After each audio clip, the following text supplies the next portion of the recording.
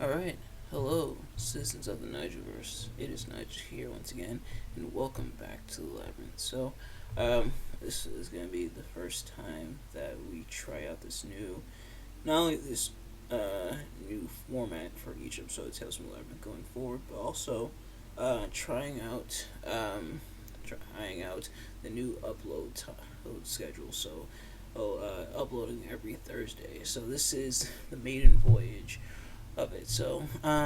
By the time this comes out, it might be kind of late, but we're still gonna read through these here. Got some poems for you guys, and yeah. So if you missed the last episode, I pretty much announced the new schedule that every Thursday is gonna be Nigel Dixie's Tales from the Labyrinth. My apologies, but then also every Saturday is gonna be System Shock Radio. Um, so we're gonna try out this new format, and the new format is it's gonna be bumped up from 3 poems to 5.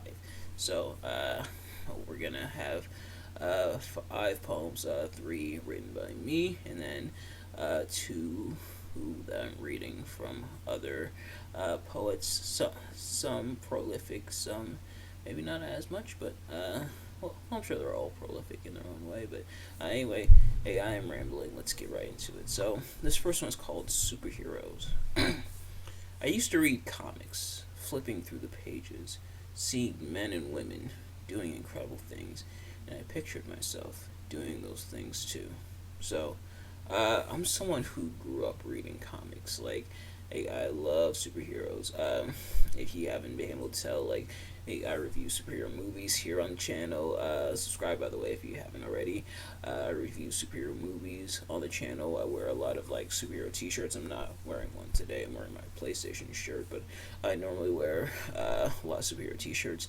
I love superheroes, but reading through them, I found myself somewhat resonating with them. Now, not completely, obviously, because a lot of them have superpowers, and me, I don't have any powers because superpowers don't actually exist. Although, how cool would that be if they did?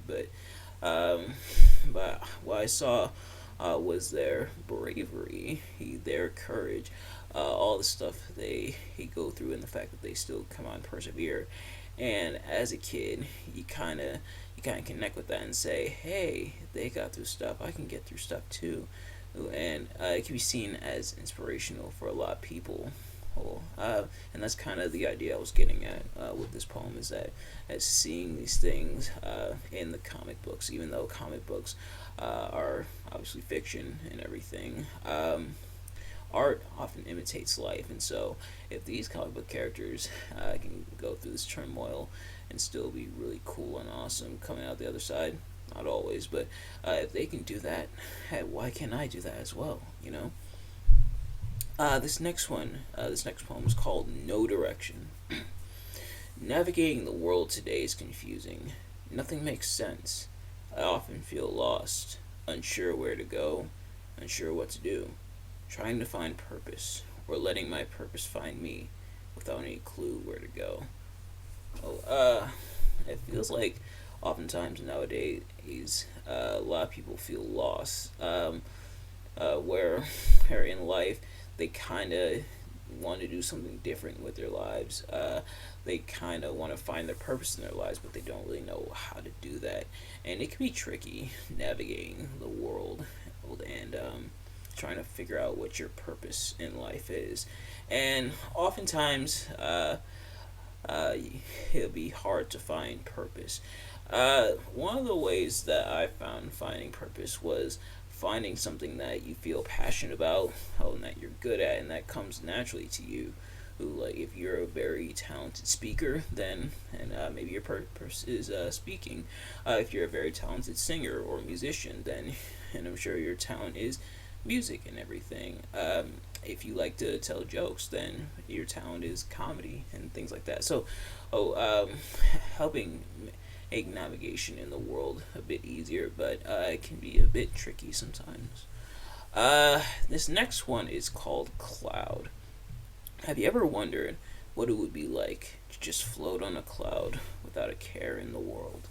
Well, if you've ever seen a cloud in the sky, bet money you've always wanted to say you bet money you often said to yourself, "Oh, I wonder what it would be like to live in that cloud." I know I've definitely wondered that, like, being in a cloud and everything, and just looking so fluffy, up in the sky and everything. Or you got like the kind of floaters, like the squiggly clouds, which aren't quite as big as like the puffy ones, but still, you wonder like, wow, what would it be like to be in a cloud?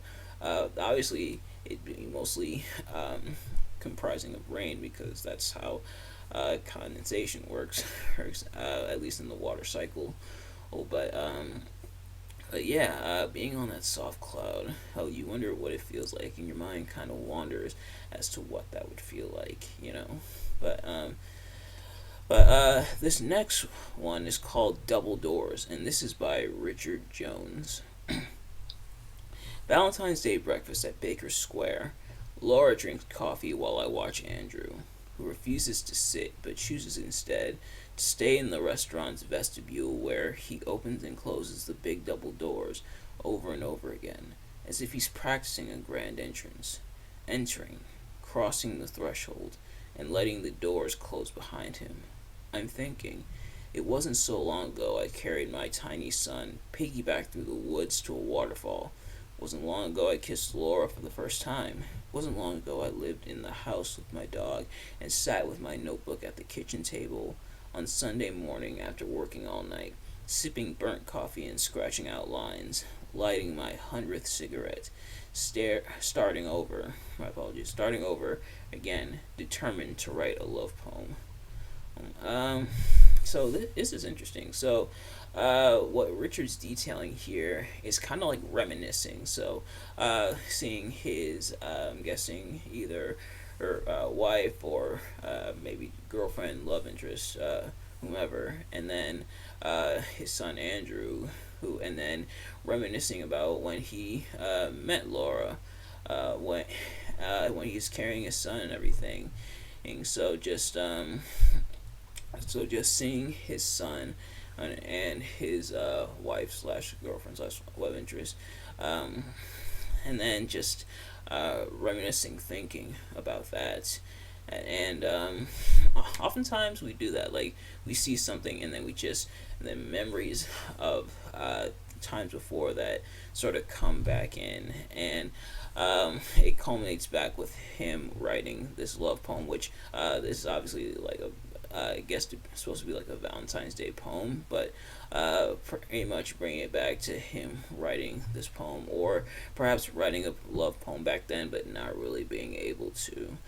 So, yeah, so kind of just a trip down memory lane, at least in terms of what Richard is detailing here. And then lastly, this is Acquainted with the Night, and this is by Robert Frost. I have been one acquainted with the night. I have walked out in rain, and back in rain. I have outwalked the furthest city light. I have looked down the saddest city lane. I have passed by the watchman on his beat, and dropped my eyes, unwilling to explain. I have stood still and stopped the sound of feet, when far away an interrupted cry came over houses from another street, but not to call me back or say goodbye, and further still at an unearthly height, my apologies, one luminary clock against the sky proclaimed the time was neither wrong nor right. I have been one acquainted with the night. So a couple things of note here. First of all, nice imagery, which those of you who have seen this before, I love imagery, mainly because it allows you to take your reader and transport them to what you're seeing. You're allowing them to see what you're seeing just with your words. So you paint a picture essentially for them with your words. But the other thing of note is the rhyming pattern. So the first line rhymes, and then the second line doesn't rhyme, but then that last line rhymes. Almost like the sonnet, I believe, from a couple episodes ago, where I attempted to write sonnets, kind of in a similar vein in that regard, but obviously not full-on sonnets, but still So pretty interesting. And so you see the nighttime sky.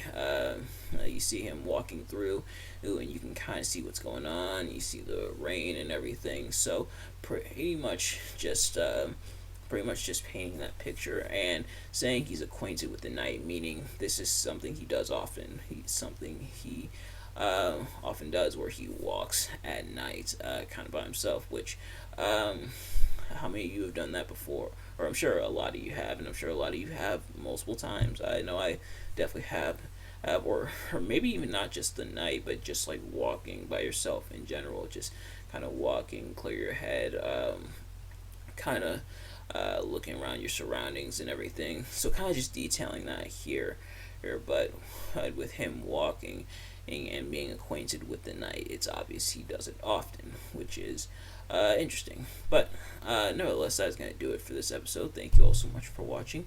I hope you all enjoyed. If you did, please do me a favor. Like, comment, subscribe, share it with your friends. Turn on post notifications so you know every time I upload videos, you can see as soon as it drops. Let me know in the comments below your thoughts on the poetry that I read, your thoughts on the on what your interpretation of the poems are. If they're different from mine, let me know, and that is totally fine. We interpret things different ways, so if you have a different interpretation of the poems, even if it's my poems, then please let me know. But I will see you guys later. Peace.